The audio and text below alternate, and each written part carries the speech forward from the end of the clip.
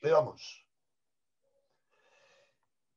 Queridas amigas, queridos amigos, aquí estoy de nuevo tras una larga ausencia, como siempre debida pues, a varios factores. Por un lado, a prohibiciones expresas, no solamente aquí, sino recuerdo en Facebook, en mi Facebook personal, tengo prohibido intervenir casi durante un mes, todavía por publicar cosas inconvenientes como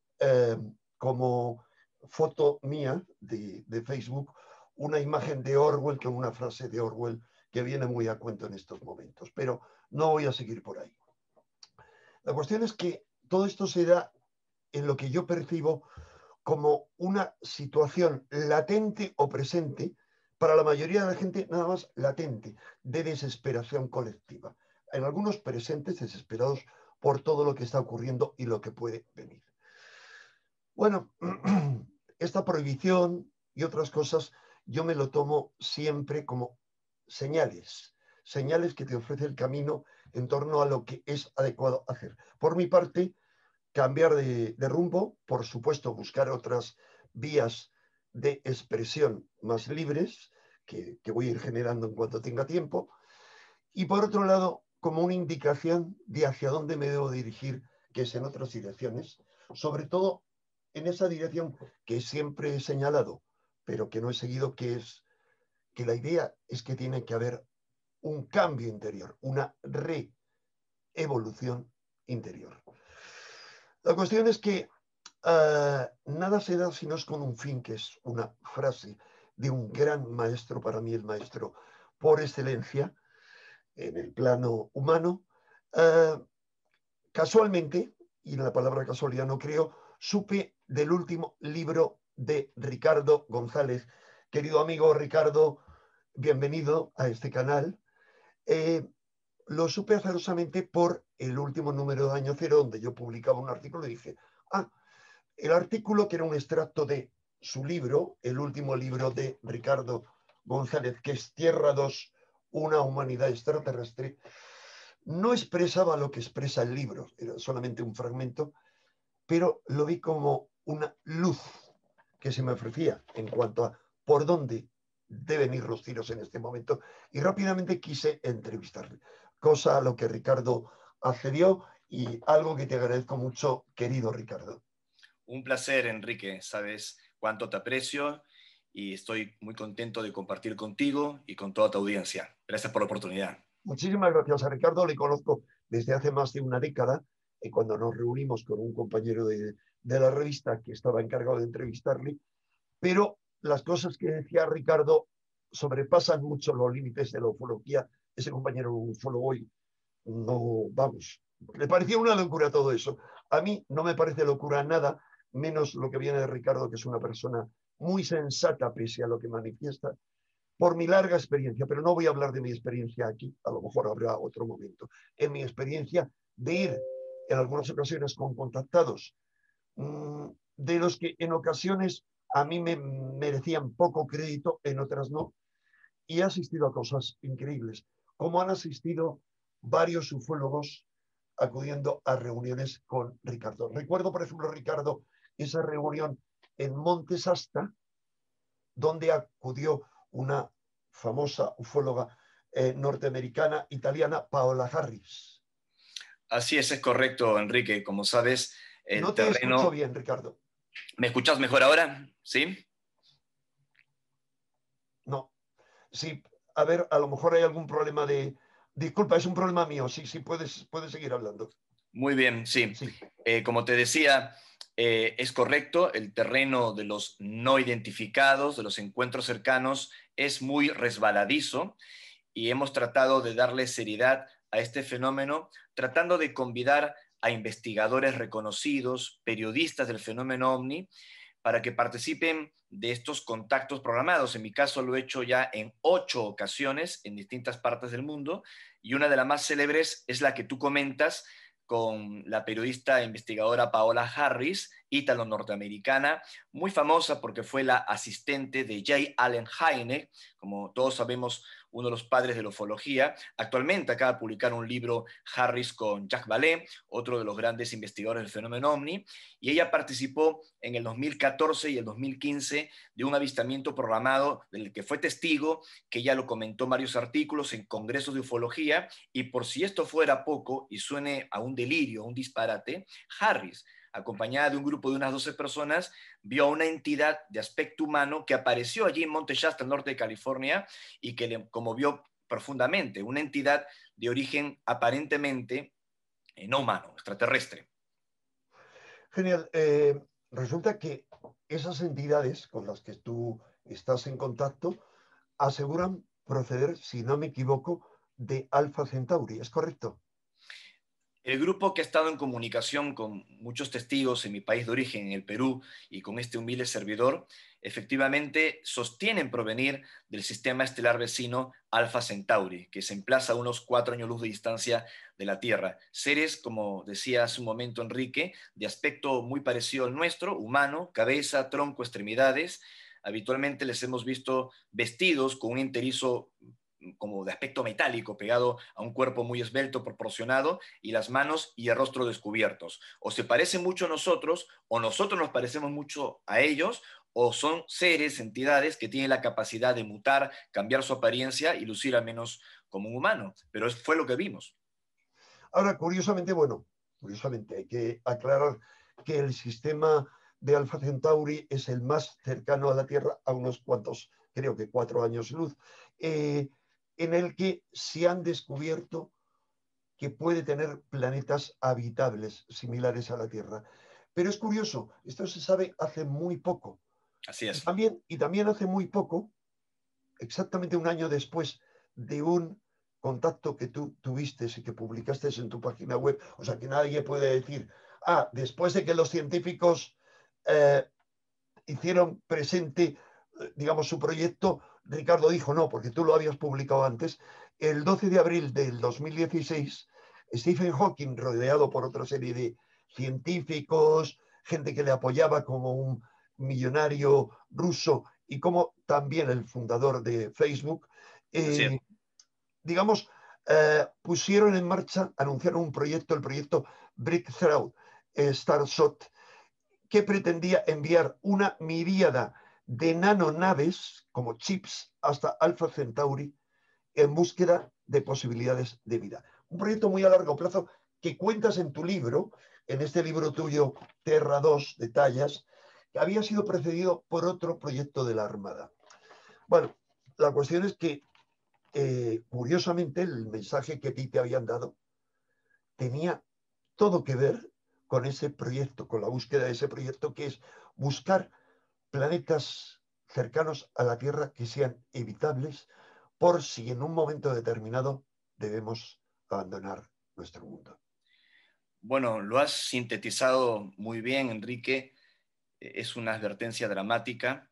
Soy una de tantas personas que estimo ha recibido esa información, solo que yo la hice pública cuando tuve un contacto muy importante el 12 de abril del año 2015 en los Andes peruanos con estas entidades. Y bueno, en esa información ellos advertían de que Alpha Centauri, el mencionado sistema estelar vecino, sería el lugar ideal para colonizar mundos habitables en el caso de que la Tierra, nuestra convivencia humana o una serie de circunstancias, catástrofes, nos impidiese pues sobrevivir. Y bueno, luego de ese contacto y toda la información que ellos marcaron muy importante en esa fecha de 12 de abril, me dijeron que los científicos más importantes de nuestro mundo se iban a referir al respecto. Yo me expuse, como tantas veces, sabes que este terreno es muy resbaladizo, Enrique, al escarnio, me puse a las críticas, aparecí en la televisión, en la radio, en todo tipo de entrevistas, publiqué un artículo, publiqué un libro de forma independiente que lo leyeron 80,000 personas solo en el sitio de Scribd, todo esto en el 2015, hablando de esta experiencia. Y efectivamente, tal como estas entidades me habían advertido, un año exacto después del contacto, el 12 de abril del año 2016, Stephen Hawking, el científico más famoso, más importante tal vez en divulgación en el mundo en ese momento, ofreció una conferencia de prensa desde Nueva York, acompañado del millonario e inversor ruso Yuri Milner que mencionaste, y también todo un equipo internacional de científicos y todo, diciendo de que la humanidad no tenía mayores esperanzas de sobrevivir en el planeta y que teníamos que mirar hacia Alpha Centauri, y creó este proyecto de las nanosondas para que a través de velas láser puedan ser impulsadas en solo 20 años, a 4 años luz, y llegar a Alpha Centauri para mapear la ruta a esos presuntos mundos habitables, y luego de ello, pues planificar una misión tripulada. Qué casualidad que después de esta conferencia se encontraron planetas, exoplanetas, entre ellos una supertierra orbitando cerca de la estrella Próxima B, la más cercana a nuestro Sol, y que podrían contener características ideales de colonización. Luego falleció Stephen Hawking, pero antes de morir se ratificó en lo que dijo en un documental de la BBC de Londres: nuestra humanidad solo tiene 100 años, reitero, 100 años, que es nada, a la vuelta de la esquina, para planificar su huida del planeta Tierra. Así que la realidad superó la ficción, y todo lo que habíamos difundido en nuestra experiencia de contacto se confirmó después con los más importantes científicos.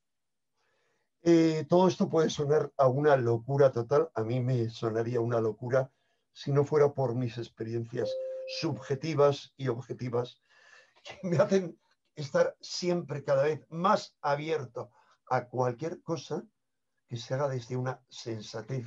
Sensatez no es pensar como piensa la masa, porque cada vez vemos a dónde nos lleva el pensamiento de masa. Pero hay algo muy interesante tras esto, y es que ese proyecto de velas que puedan llegar a otros mundos, quien está detrás de eso es otro científico que solo después se iba a hacer famoso mundialmente. Correcto. Y que va a estar con Ricardo González y que va a estar con Paola Harris en el quinto Ufology World Congress. Ese científico es el doctor Avi Loeb, el que tuvo el valor de decir que ese cuerpo alargado que se desplazaba por nuestro sistema solar, Oumuamua, podía ser un artefacto extraterrestre. Y si te parece, Ricardo, damos paso ahora, invitamos a participar en nuestra conversación a Robin Arca, que es presidente del Ufology World Congress. Robin, si te puedes incorporar, pues te lo agradeceremos, para que nos sintetices un poco en qué va a consistir el Ufology World Congress quinta edición, antes de seguir nuestra charla con Ricardo. Enrique, muchísimas gracias, como siempre, el privilegio de un maestro como tú, poder recibir un saludo, lógicamente, y un agradecimiento a Ricardo González por venir a nuestra quinta edición, bueno, especial edición, porque vienen aquí un sinnúmero de estrellas de, bueno, no solamente periodistas, investigadores, sino alto nivel de reputación científica.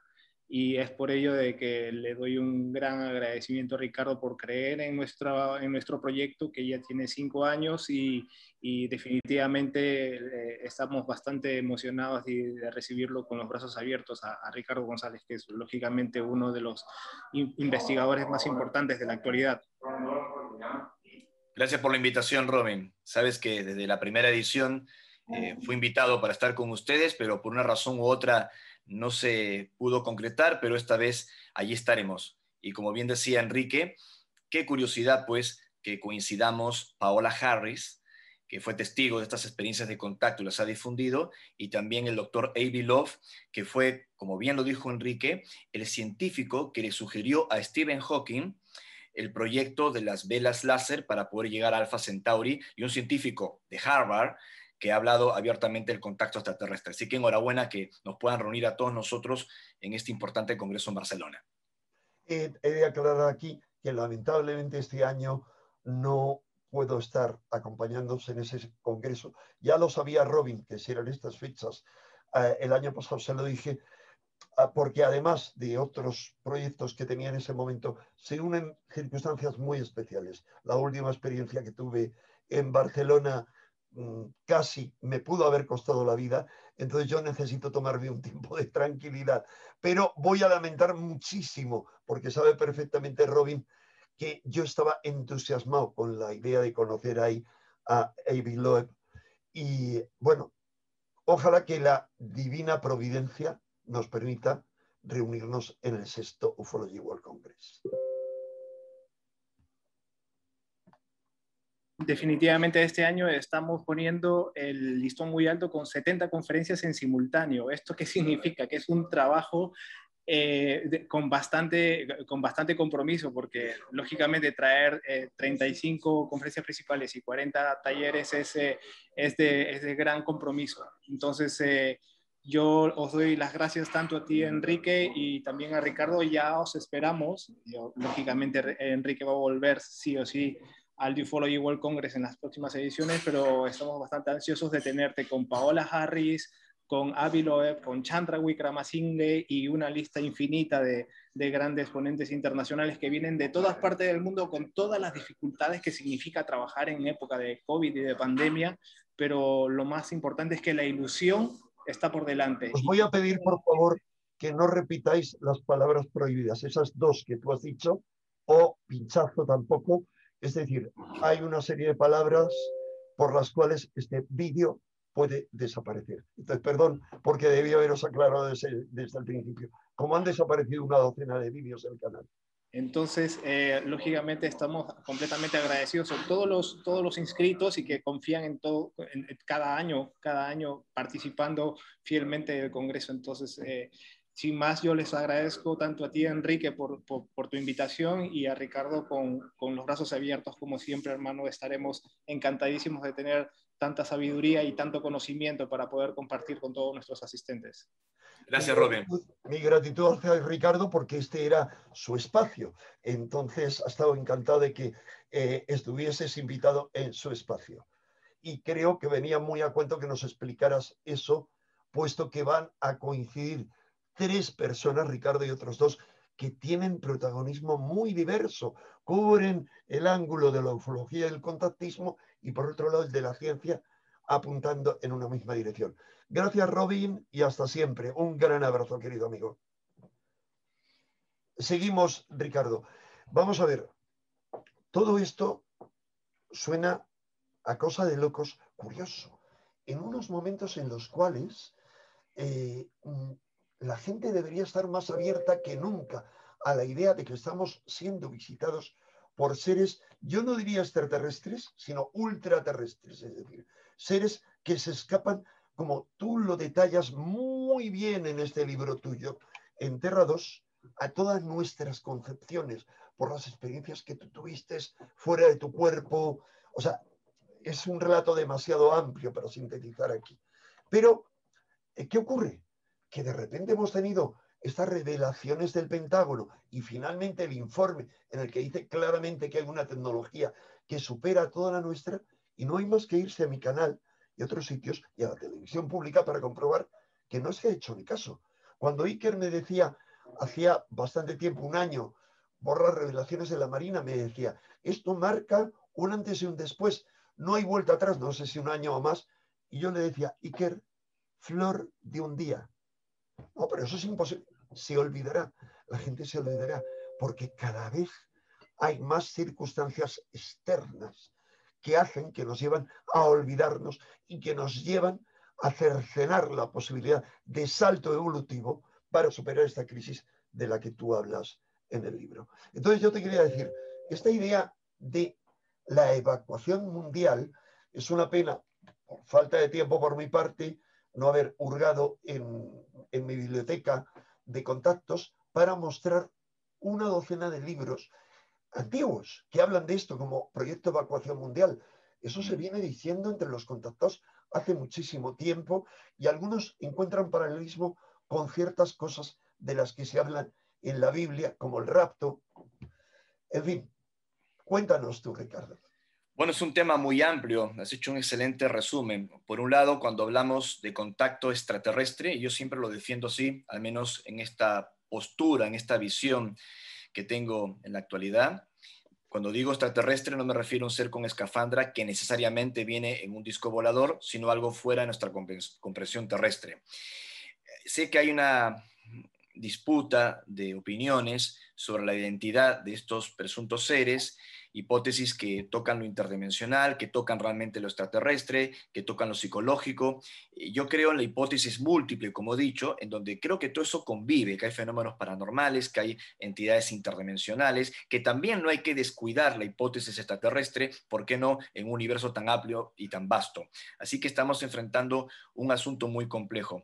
Lo que sucede con el tema de la evacuación, que me has hecho recordar, pues, los libros de Tuela, por ejemplo, ¿no?, del proyecto de evacuación mundial y otros tantos que tuvieron mucha difusión en los años 80, es que cayeron en descrédito porque los testigos de contacto fueron muy ingenuos, en mi opinión, o muy apasionados con ciertas informaciones y fueron creando fechas y anuncios dramáticos que, al no cumplirse, les hicieron caer en descrédito. Uno de los casos más famosos de desastres que no se cumplieron es lo que le ocurrió a Dorothy Martin, ¿no?, de un famoso libro que se publicó en los Estados Unidos con el psicólogo norteamericano Leon Festinger, When the Prophecies Fail, ¿no?, cuando las En profecías español, caen, ¿no? cuando la profecía falla. Y justamente esto ha sido como el cáncer dentro de grupos de contacto que divinieron en cultos ovni, en que vamos a ser evacuados. Bueno, recordarás el lamentable incidente de esta secta de Heaven's Gate, entre otras cosas, ¿no? Entonces hay que separar el grano de la paja, no hay que meter todo en el mismo saco. Hay experiencias de contacto auténticas, reales,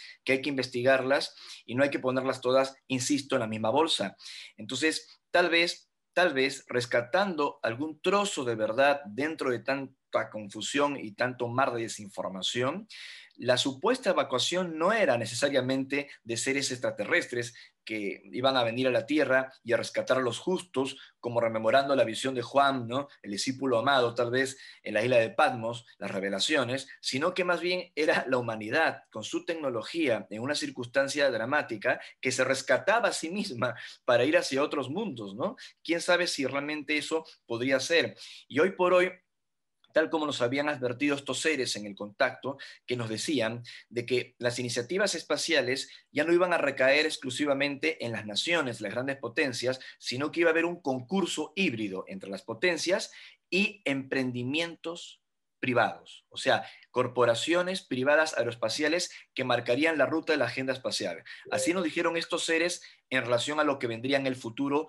hacia Alpha Centauri. Cuando lo comentamos sonaba ciencia ficción, y hoy, ¿qué opinarán los escépticos cuando ven lo que está haciendo Elon Musk o Jeff Bezos, entre otros, ¿no? O sea, ¿por qué tanto interés en explorar el espacio justamente en esta época? Marte, para mí, mi opinión personal, por la información que tengo, es solo una cortina de humo o un primer paso. Realmente están apuntando a cosas más gravitantes. Claro, hay dos cosas a raíz de esto que dices antes de continuar por esta línea. Has mencionado cuando la profecía falla.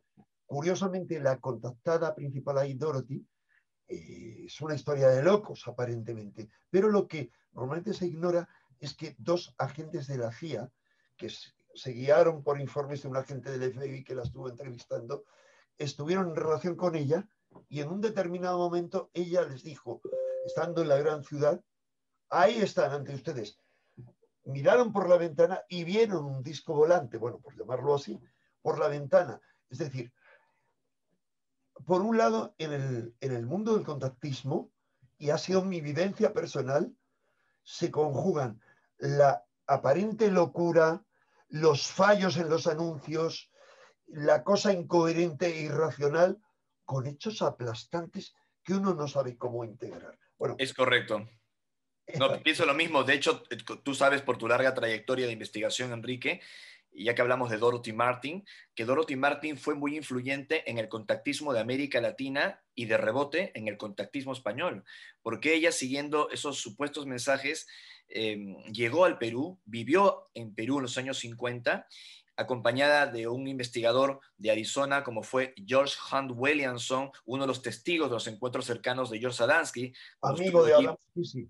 exactamente en el contacto de Search Center el 20 de noviembre del año 52. Bueno, Williamson, Dorothy Martin y otros más vivieron en mi país, en Perú, y visitaron lugares de Puno, de Cusco, hasta el muro de Puyaro, que tanto se ha hablado en las leyendas mítica ciudad perdida de los incas del Paititi, o sea, Marcahuasi, lugares en los años 50 que nadie conocía y que ellos exploraron guiados por estos seres. Lugares que décadas más tarde, grupos de contacto de América Latina empezarían a visitar, a frecuentar, y que también afectarían a muchos investigadores españoles que viajaban y cruzaban el charco hasta Sudamérica para conocer esos lugares. Bueno, Dorothy Martin fue de las primeras en que los investigó. Incluso luego de su paso por Perú, al volver a los Estados Unidos, ella recorrió otros dos lugares muy importantes o muy famosos en Estados Unidos, como es Monte Shasta o Sedona en Arizona. Entonces, a veces los contactados pueden caer en cultos, pueden caer en errores, pueden haber fallos, pueden haber delirios, y hay que discernirlo y mantener los pies en la tierra. Pero no se puede juzgar todo de una manera muy insensata cuando también se ofrecieron evidencias en medio de este complejo fenómeno, como bien lo describes, y ha sido el caso de tantos, ¿no? En mi caso personal, como tú sabes, yo me he ido alejando, tomé esa postura de grupos organizados de contactismo, de posturas que pueden llevar a un pensamiento demasiado sectario desde mi punto de vista, Sí. y creo que el camino de investigación, hablo de los testigos de contacto, ¿no? Si me están escuchando ahora, o sea, el camino de la investigación es importante incluso en un testigo, porque las preguntas son más importantes que las respuestas y hay que mantener la mente lo más clara posible. En un terreno tan resbaladizo, que hablamos de encuentros cercanos, fenómenos paranormales, mensajes de otras realidades que pueden afectar profundamente tu vida, y que justamente eso es lo que persiguen, ¿no? Que no solo sea un entretenimiento intelectual, ¿no? O una aventura de experiencias, sino que genere una transformación, como tú lo decías, una revolución interior que pueda afectar al mundo, sobre todo en estos tiempos que estamos viviendo, los tiempos de Tierra 2.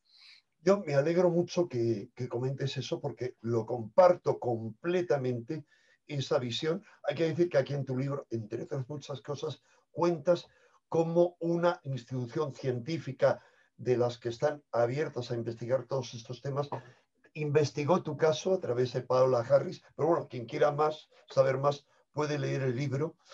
Y me alegro que hayas mencionado a George Williamson y su viaje al Perú, y esta otra mujer que, que yo conocía, no conocía esa faceta suya. ¿Por qué?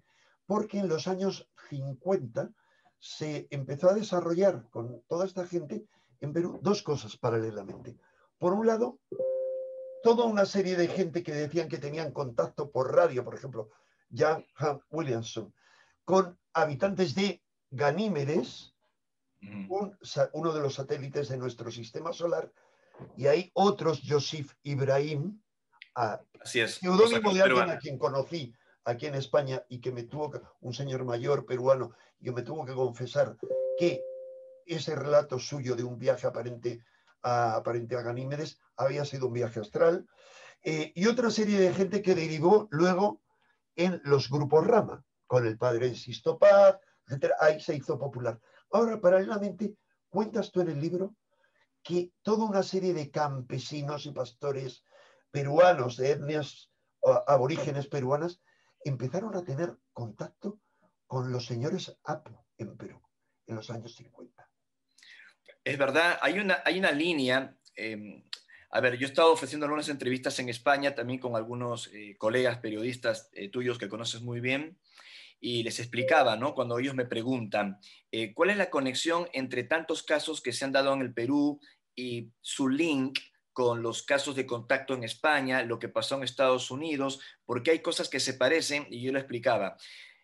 Aparentemente, hay una línea de contacto con el mismo grupo de seres que ha ido evolucionando de testigo a testigo. Y de pronto, cuando uno investiga solo un trozo de esa historia, se queda con ese fragmento, se queda con esa foto y no ve la película entera. Está muy bien lo que estás diciendo, porque efectivamente Hunt Williamson, Dorothy Martin, George Sadansky, lo que pasó también en el Perú con José Carlos Paz García, el IPRI, más tarde lo que fue el Grupo Rama, ha sido como un camino, también con sus tropiezos, de una historia de contacto que ha tenido sus excesos y también algunas experiencias que yo considero reales. Pero pocos han citado, en mi opinión, los contactos originales en Perú, que empezaron con unos campesinos, unos pastores, unos héroes anónimos en la zona de Ancash. Eso está documentado. Yo he convivido con sus descendientes, he ido a entrevistarles allá a las grandes alturas del Nevado Champará y me han comentado cosas extraordinarias. Estos campesinos fueron los que iniciaron a un controvertido Vlado Kapetanovic, ¿no? Un yugoslavo que llegó a Perú a trabajar como técnico de planta en una central hidroeléctrica en esa zona de los Andes, huyendo de la Segunda Guerra Mundial. Lo iniciaron, insisto, en el año 1960 en estos contactos, y fue Vlado el que popularizó el término apu, apuniano, porque los campesinos y los pastores, en sus creencias quichua, al ver que estos seres altos surgían de las altas mesetas, decían, son los apus, los protectores, ¿no? Los que nos cuidan. Y de ahí surgió toda esta terminología, que más tarde utilizará el Grupo Rama, o sea, 14 años más tarde utilizará el Grupo Rama. Como también en su momento José Rociano Holder, Rosacruz peruano, que tuvo sus experiencias místicas con Yosif Ganímedes. Ibrahim, alias Yosif. Exactamente, con el seudónimo de Yosif Ibrahim, publicó su bestseller latinoamericano Yo visité Ganímedes. No obstante, Benjamín Solari Parravicini, el sensitivo y contactado argentino, ya en 1938, antes de todo lo que estamos hablando ahora, ¿no? 1938, ya había recibido psicografías que hablaba de los navieros de Ganímedes, de los anfibios de Ganímedes, sugiriendo de que Ganímedes tenía abundante agua, cosa que recientemente el telescopio espacial Hubble ha podido confirmar, que aparentemente el satélite joviano tendría más agua que todos los océanos de la Tierra. Entonces, todo esto está relacionado y hay que entenderlo, ¿no? Yo soy uno de tantos testigos que ha vivido estas experiencias, que afirma haber visto a estos seres, que he tratado de comprender con mis limitaciones estos mensajes, estas informaciones, y los he dado a conocer no para que la gente crea en estas cosas, sino para que las piense, las reflexione, estas informaciones, y pueda generar una verdadera transformación. No, yo he de decir que si hace muchísimo tiempo o hubiese escuchado algo así, me habrían mantenido muy escéptico, diciendo, bueno, y no será cosa que se ha inventado este ingeniero Vlado. Pero resulta que gracias a la visibilidad que a mí me ha dado intervenir, no ahora en Cuarto Milenio, sino 40 años que llevo interviniendo en televisión, que es lo que te da más reconocimiento en cuanto a gente por la calle, he tenido contacto nada menos que con 3 técnicos o ingenieros que han trabajado en Perú y que me han contado, uno de ellos experiencia directa suya, pero otros 2 experiencias de amigos suyos que trabajaban en la misma empresa, con este tipo de contactos.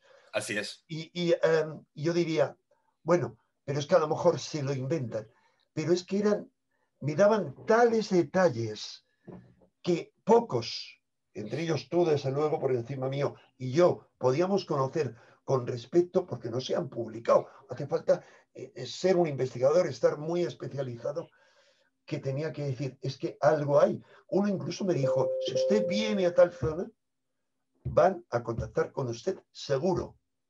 Bueno, él daba ahí una serie de razones. En fin, no fui, entre otras cosas, porque pensé, si alguna vez vuelvo a Perú y a todas esas zonas, tendré que ser con mucha gente y no me voy a quedar solito, porque de repente no quiero desaparecer y que luego no se sepa de qué manera he desaparecido. En fin, Estas más allá experiencias, Enrique, son realmente maravillosas, extraordinarias, pero como decíamos, requieren mucha responsabilidad para entenderlas. Estos contactos han continuado, tal vez de una forma diferente a como se reportaban en los 50 hasta los años 90. El contacto también se va adaptando, se va modificando, entiendo yo, incluso condicionado con nuestro avance tecnológico y nuestra manera de escudriñar el cielo. Es como si estos seres también estuviesen un poco jugando al gato y al ratón por sus desconcertantes protocolos de observación no participativa, ¿no? Pero hay que comprender que los testigos de contacto en general no mienten. Y sé que suena un poco raro que yo lo diga, siendo también un testigo, pero como lo hablaba hace unas semanas con Jacques Vallée, en un Zoom que tuvimos sobre su libro Trinity, que lo recomiendo, yo le preguntaba al doctor Vallée si él seguía teniendo pues una postura escéptica en relación a los testigos de contacto, si él consideraba que mentían, y de hecho él conoce mi testimonio de contacto.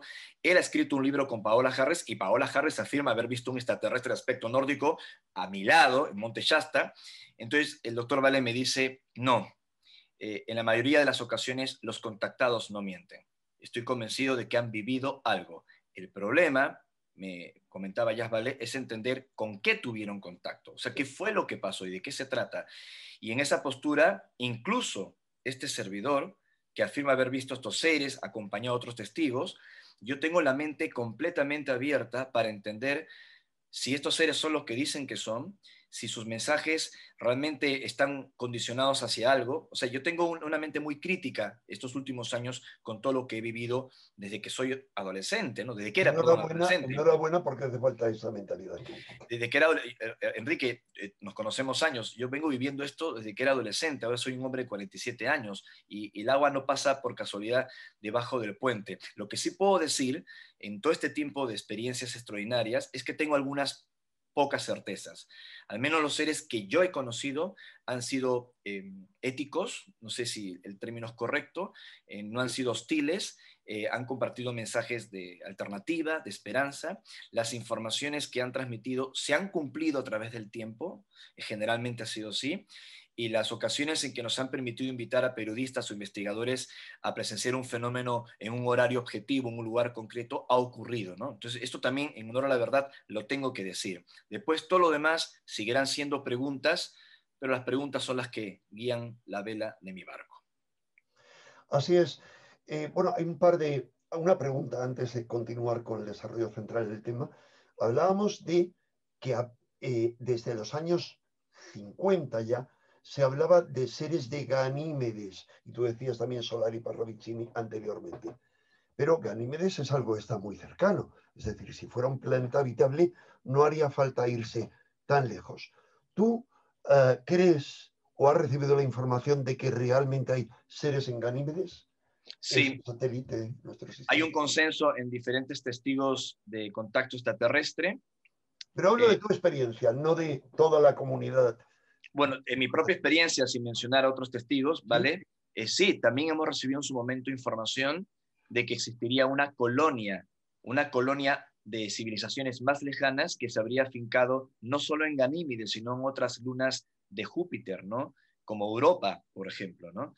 Esa información la hemos recibido, más allá de que te iba a mencionar que otros testigos de contacto en el mundo también lo habrían mencionado, que obviamente estamos acá ya caminando de puntillas en el resbaladizo terreno de los mensajes, que no prueban absolutamente nada, son mensajes, pueden ser considerados un delirio. Lo que sí me llama la atención, como te mencionaba minutos atrás, es que algunos de los detalles que se han venido ofreciendo sobre estas lunas de Júpiter en particular parecen haberse cumplido con los últimos hallazgos de que Ganímedes se comporta como un planeta, que tiene una magnetosfera, de que se ha encontrado agua en Ganímedes, también en Europa. O sea, como que va cambiando un poco la visión extraña y distante que teníamos sobre estos astros. Sin embargo, insisto, en nuestra experiencia de contacto, nos han señalado de que la solución para la supervivencia humana no está en nuestro sistema solar, sino en el sistema solar vecino, el ya citado Alpha Centauri. Desconocemos por qué insisten en eso. Si sería lo que es posible, viable, es llegar dentro de nuestro sistema solar, mientras que el otro es una aventura tan lejana. ¿Es que acaso alguno de esos sitios donde hay colonias no podrían terraformarse, es decir, crear condiciones de habitabilidad, y sería algo realizable en Tal lugar vez, de ir tan lejos? claro, lógicamente tiene mucha sensatez lo que dices, ¿no? ¿Por qué irnos a 4 años luz cuando Ganímedes está a 600 millones de kilómetros y tal vez con la tecnología que ya disponemos sería más sencillo ese paso, ¿no? Pero primero estamos hablando de mundos que ya estarían colonizados, donde hay operaciones de civilizaciones extraterrestres, o tal vez eh, eh, algún fenómeno que desconocemos que pueda afectar no solo nuestro planeta, sino buena parte del sistema solar y que nos obligue a mudarnos más allá del sistema solar. Por ejemplo, ¿qué tipo de fenómeno? Alguna actividad inusual en nuestro Sol. Es decir, como qué en concreto, porque yo recuerdo obviamente algo que me ha interesado desde muchísimas décadas antes de 2012, lo que llaman en las tradiciones mesoamericanas la muerte del quinto sol. ¿En qué podría consistir eso? Desconozco los detalles, pero sí hay mensajes e informaciones que dicen que cuando nuestro Sol empiece a mutar y no especifican qué tipo de mutación, esto no solo afectaría la vida en la Tierra, sino que podría generar una gran transformación en nuestro sistema solar y por consiguiente lo ideal sería viajar a otros sistemas. Ahora, esto puede sonar hasta contradictorio científicamente porque uno dice, bueno, pero las estrellas del sistema Alpha Centauri tampoco son tan estables como uno podría imaginarse. Así que yo desconozco a qué se refieren estos seres con esos mensajes. Creo que la explicación más cercana a mi aceptación a esta información es que hay mundos que están libres, ¿no? Que están libres, exoplanetas que están libres y con condiciones potenciales de ser colonizables en Alpha Centauri, libres para que la humanidad, bueno, no la humanidad, sino un grupo que representa a nuestra humanidad, pueda llegar allí y los pueda de alguna manera terraformar o adaptarse. A diferencia de otros mundos, tal vez en nuestro propio sistema solar, si aceptamos que las lunas de Júpiter, algunas de ellas podrían estar siendo habitadas por civilizaciones extraterrestres que ya tienen pues, civilizaciones de otros mundos operando allí. Entonces se trata de no mezclar la humanidad con otras culturas que ya tienen algún tipo de presencia en nuestro sistema. Esa sería para mí una de las explicaciones que más acepto. Lo del Sol es como un peligro que incluso el propio Stephen Hawking había advertido, solo que tanto Hawking como los otros científicos, NASA incluyendo, y tú lo sabes muy bien, Enrique, esos peligros los dilatan en el tiempo, o sea, los aceptan, pero dicen puede pasar en miles y miles y miles de años. Pero hay muchas cosas que se dijeron tiempo atrás que iban a ocurrir en miles de años y ahora están diciendo que el año 2025 es un punto de no retorno, pero no que iba a pasar en un futuro distante y ahora estamos hablando que está a la vuelta de la esquina, así que todo esto hay que tomarlo con pinzas. Claro. Ahora hay dos cuestiones fundamentales. Una, lo que tú dices de la proximidad, no solo eso, sino que la cuenta larga, la última cuenta larga, que no es la última, hay otras más, del calendario maya, se cumplió 2012 y aparentemente ahí, en esas proximidades, está lo que se llama el declinar, lo que podríamos llamar del quinto sol, y el comienzo de un periodo nuevo, se supone, de otros 5 soles, porque son periodos de 5 soles, o no, no se dice nada al respecto. Es decir, es algo próximo. Ahora hay dos cosas. Una, para llegar a esos mundos tecnológicamente, eso no va a requerir décadas. Primer punto. Segundo punto y esencial, el que tú has dicho. Solo podrán ir unos pocos elegidos. Y la inmensa mayoría de los amigos que comparten con nosotros esta charla pensarán como yo. Aquellos a los que las élites elijan, porque hemos estado hablando de élites. El Marquitos Caralibro, cuya institución ha censurado cosas, o sea, el que yo eleve una bandera en defensa de la verdad y la libertad, como la foto de Orwell, está detrás, eso huele a podrido, clarísimamente. Es decir, esto que tú estás diciendo sería lógico que fuera visto por muchos de nuestros amigos como una operación de las élites, una operación más, o otros podrían decir un invento, porque sostienen que el que se esté diciendo tanto que la Tierra no da para más, dicen, pues no es cierto. Hay muchos que dicen, la Tierra, si no viviéramos el tipo de vida que llevamos, daría para muchísimos más habitantes. Así es, yo lo que entendí del mensaje de estos seres, Enrique, es que el mensaje en sí no es que eso tiene que pasar o que es ideal que suceda, es decir, que un grupo de cientos de astronautas humanos con una nueva tecnología que aún no hemos hallado, que va a cambiar el paradigma actual que tenemos para poder viajar hacia otros mundos de una manera muy diferente y más eficiente, que ese viaje en estas condiciones de huida, de supervivencia, dejando a los demás a su suerte, que no es nada positivo para nuestro aprendizaje y nuestra civilización.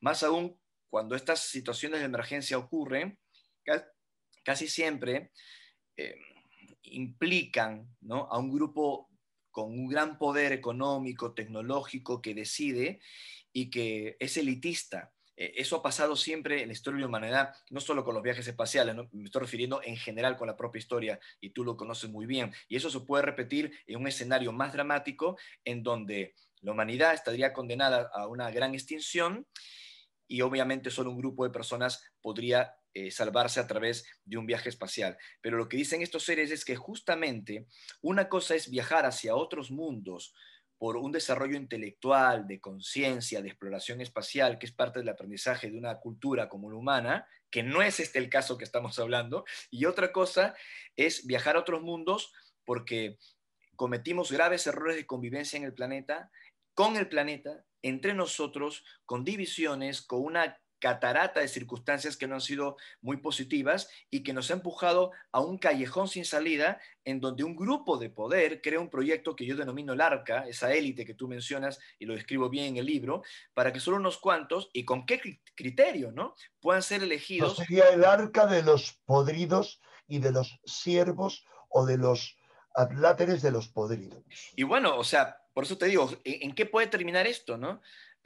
O sea, ¿cómo puede el ser humano proyectarse a otros mundos, a otros planetas para su supervivencia, cuando está llevando consigo mismo un fantasma de cosas mal hechas que lo van a perseguir en ese posible futuro, en esa otra realidad que podría ocurrir perfectamente? Entonces lo que nos dicen estos seres es que no debemos viajar al espacio a colonizar otros mundos en un contexto como este, porque solo vamos a exportar problemas no resueltos. Ese sería el mensaje, ¿no? ¿Y cuál Y sería la solución que dan? la solución final, aunque esto suene muy místico, pero no tengo ninguna vergüenza en decirlo, Yo soy muy místico y muy combativo. Porque lo creo, ¿no? Incluso yo lo he hablado mucho con amigos periodistas españoles que tratan de rehuir a ciertas palabras o redacciones para no quedar mal en una entrevista, para no quedar como que tienen pensamiento mágico, pero cuando tomamos un café aparte, ahí sí todos hablamos abiertamente. No, no hay que tener miedo en decirlo. Lo único que nos puede salvar es el amor, la sana convivencia, Exacto. el respeto mutuo, ¿no? O sea, es lo único. Es lo único. O sea, la ciencia no nos va a salvar, nos puede ayudar si lo utilizamos correctamente. Lo que nos va a salvar es el contacto interior, la empatía con los demás. Y punto, no hay mayor magia. Es Tú has eso. dado la clave, has señalado la única llave. Algo que está cada vez más ausente no en nuestro mundo, en mi propia vida, en lo que veo alrededor, el amor, la comprensión del otro. Hemos estado siempre en religión, en política y ahora en toda esta movida en la que estamos rodeados unos contra otros. Los que dicen que sí, guana, lo que digas, y los que dicen no, tal, y es mentira, y eso no existe, y tal y cual. Y brilla por su ausencia el amor, la comprensión, el compartir al otro y el tomar conciencia de que si estamos divididos, las élites y las fuerzas que las manejan, porque para mí hay fuerzas que los manejan, ganan. No sé si para ti hay fuerzas oscuras ultraterrestres que también están operando en nuestro mundo. Según tus contactos, etcétera, ¿qué te han dicho sobre eso? Concuerdo con tu reflexión, una vez más, querido amigo. Y en el caso de influencias no humanas que pueden estar operando en nuestra realidad, Negativas, lamentablemente, egoístas. lamentablemente, no tengo ninguna duda de que eso es así.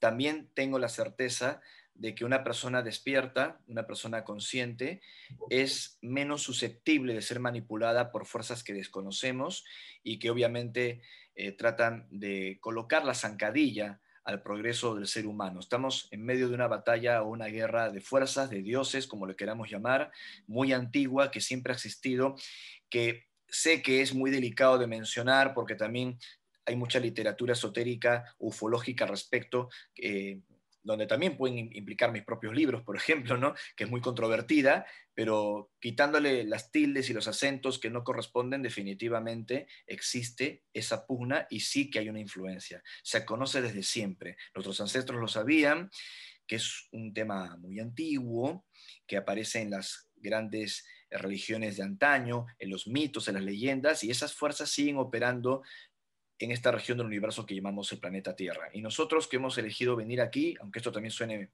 a una locura, a este mundo escuela, estamos lidiando en ese gran tablero de ajedrez. Algunos elegirán vivir en piloto automático, en ese mundo Disney, como digo, ¿no?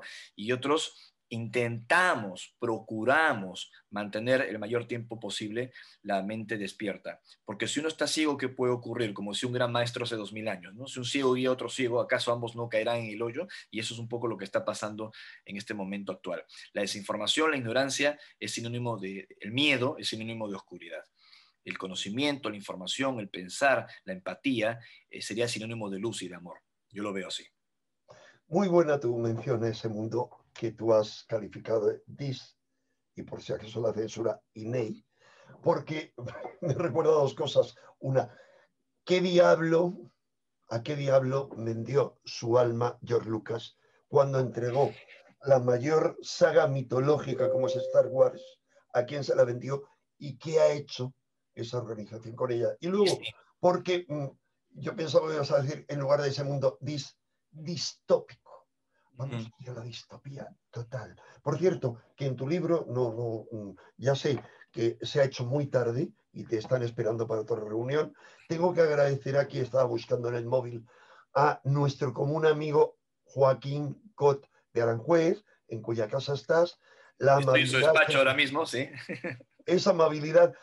Con Joaquín acabas de participar estos días en el evento virtual Despierta tu conciencia con el quinto elemento, con toda una serie de personas de varias partes del mundo. Así que nuestra gratitud a nuestro amigo Joaquín Cot. Y decía por último, pero ya no vamos a entrar en eso, porque además este vídeo desaparecería, que tú aquí planteas la hipótesis de que toda esta terrible, en cualquier sentido, mundial en la que vivimos inmersos, en un capítulo que le titulas La P del miedo, palabra prohibida, la palabra prohibida del miedo, pudiera ser una forma de preparación por parte de las élites para este evento. Es decir, como una forma de ver, tú lo planteas aquí con mucha corrección política, yo lo siento, Ricardo, yo soy políticamente muy incorrecto para cualquiera, no importa cuál sea su ideología, porque siempre tengo que cuestionarlo todo, por si acaso. Y tú dices, bueno, yo diría, es una forma de manipulación. Y el problema que hay, que se va a plantear mucha gente, es si todo esto no es otra forma, todo esto que tú dices, una forma de decir, de acceder a ese proyecto de las élites que suena completamente insensato. Si hay interés en el tema, si te parece, Ricardo, además de volver a hablar contigo de otros muchos puntos que han quedado por tocar, hablaríamos, por ejemplo, de Elon Musk y todos los proyectos de Elon Musk que tiene para 2050 colonizar Marte con toda una serie de naves, pero hablamos de Marte que está al lado. Es decir, esta cosa del, digamos, que se plantea de trasladar a otro mundo no solo sería una élite mínima, sino que está planteado mínimo a 100 años vista. Es correcto, sí. A mí me cruje un poco que los extraterrestres te hablen de eso, pero no te den otra salida más a nivel de la resistencia, porque muchos contactados, algunos de ellos notables, personas que han tenido altos cargos en Estados Unidos, que han muerto en este momento, sí hablaban de seres, Edward Mitchell, entre otros muchos, el hombre del doctor en ciencias que fue a la Luna, hablaban de que estaban muy preocupados por el desarrollo de nuestra tecnología, por la amenaza nuclear. Es cierto. Yo mismo, Enrique, lo he hablado con el doctor Mitchell en su casa, en Florida. Tuve ese honor. Lo hemos hablado personalmente en el living de su casa. Pero, ¿qué pasa? Son dos cosas, ¿no?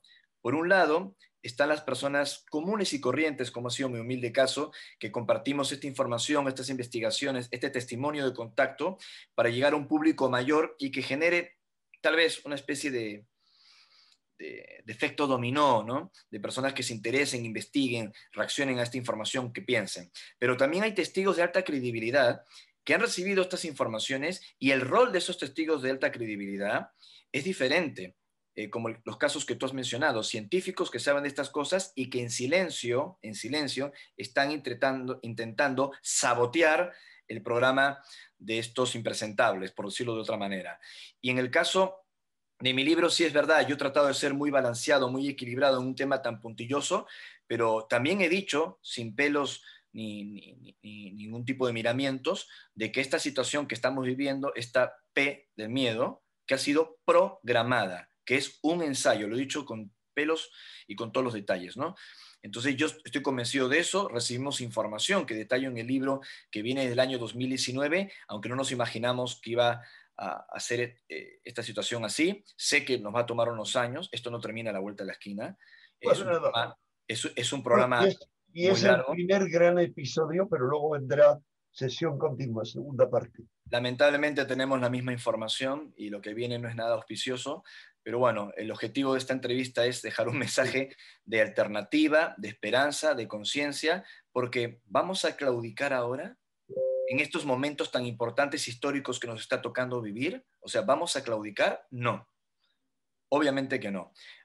Ni con la censura, ni con la desinformación, ni con todo lo que está pasando. Creo que estamos en un momento en donde tenemos que seguir invitando a la gente a pensar, a considerar un montón de informaciones, porque el ejercicio de pensar y de tener pensamiento crítico, todo lo que está pasando, de sentir y de ser libre, es prácticamente una redención personal. Y eso es lo que yo procuro con lo que estoy difundiendo. Y bueno, y tú lo vienes haciendo hace más de 40 años, ¿no? Así que en eso, hermano Enrique, creo que coincidimos. Querido Ricardo, totalmente de acuerdo. Y creo que también coincidiríamos si dijéramos que es importante no olvidar nunca ante los diluvios que vienen, porque hemos asistido solamente a la primera oleada, de todo tipo. No sé si estás de acuerdo conmigo en tomar conciencia de uno mismo, del ser, de que somos seres inmortales, seres espirituales, viviendo una experiencia material. Y que todo Ninguna duda de ello. acaba aquí. Es así. Ricardo González, muchísimas gracias. Quien quiera saber Gracias a más, ti. Un te placer, Enrique. recomiendo su libro Terra 2, donde detalla muchísimas más cosas. Aquí hemos hablado apenas menos de un 1%. Gracias por todo, Ricardo, y disculpa por la tardanza. No, es un placer, un honor hablar contigo. Un fuerte abrazo, querido Enrique, cariñoso a tu esposa y también a la gente que está ahora participando de esta reunión virtual. Un gran Muchas cariño. gracias. Y también cariños para Sol de mi parte. Muchas gracias. Gracias, Ricardo. Un gran abrazo.